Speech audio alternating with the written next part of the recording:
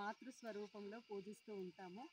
అదేవిధంగా భారతదేశంలో ఉన్న ప్రతి మహిళని కూడా మనం ఒక శక్తి స్వరూపంగా భావిస్తూ ఉంటాము.